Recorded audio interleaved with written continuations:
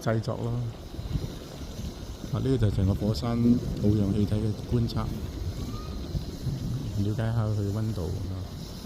好，跟住咧就由呢度行上去睇睇另一個坡啊。呢度咧就從高處望翻落去，聽到聲音聽到冒發出嚟嘅，啲煙好勁啊！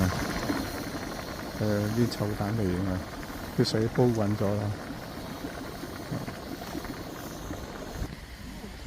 呢度咧都係啲高溫地方行埋啲都係危險嘅佢係高溫危險黃色嗰啲咧都仲係啲硫磺嚟嘅。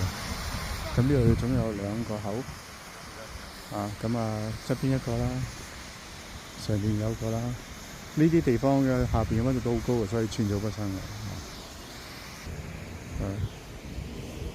即係有時呢啲就係硫磺嘅結晶啦，有啲高停，有啲大粒啲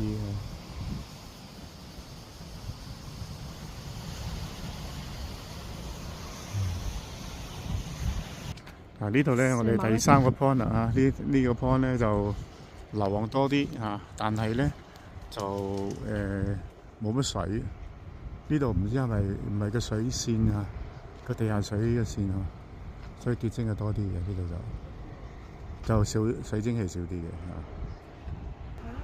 呢個崩塌咗之後，風咁大一路出氣嘅。係一路出氣，即係水蒸氣嗰啲地下水線所以咪有啲生嗰啲草叢。